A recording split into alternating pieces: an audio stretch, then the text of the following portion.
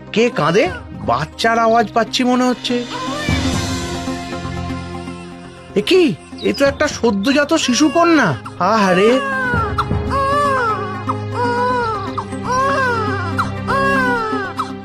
এমন সুন্দর শিশুকে যে ফেলে যায় সে যে কত কঠিন। এখন কি করি? হ্যাঁ, কি করি এখন?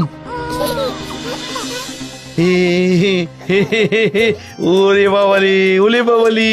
আচ্ছা আচ্ছা, চল চল চল চল, তুই আজ থেকে আমার মেয়ে হয়ে আমার ঘর আলো করে থাকবি। চল চল চল।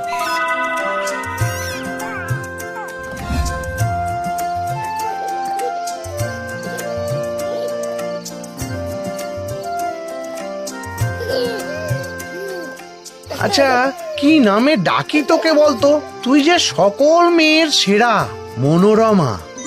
আহা, আরে বিদু, শুনলাম নাকি তুমি মেয়ে পেয়েছো? হ্যাঁ, কই দেখি দেখি। বাহ বাহ বাহ বাহ বাহ বাহ, ভারী সুন্দর, ভারী সুন্দর। মুখ থেকে যেন আলো ঠিক রচ্ছে। এই নাও বিদু, এই দুধটুকু রাখো ওর জন্য। হ্যাঁ, এভাবেই বিধু ও গ্রামের সবার আদরে আহ্লাদে বেড়ে উঠতে লাগলো মনোরমা। একদিন সখীদের সঙ্গে পুকুরে স্নানে গেল মনোরমা। কি হলো?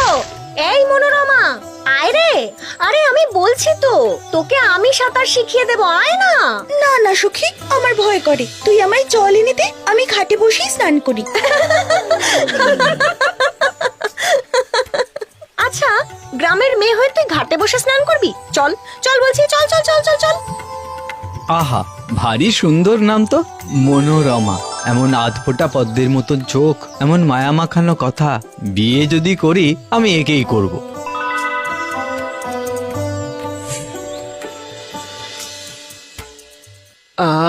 কিছুই তো খেলি না বাবা। না মা, আমার ভালো লাগছে না। তা হ্যাঁ গো, ছেলে যখন বলছে ভালো লেগেছে, একবার কথা বলেই দেখো না। আচ্ছা, তোর জন্যে তো এত মেয়ের খবর আসছে, তাদের মধ্যে কাউকে? না বাবা, আমি ওকে ছাড়া কাউকে বিয়ে করব না। শোন বাবা, ও মেয়ে কুড়িয়ে পাওয়া, কার মেয়ে, কি পরিচয়, কিছুই জানা নেই। তবে থাক, চিরকাল আমি অবিবাহিতই থাকবো। আহা, ও কি কথা?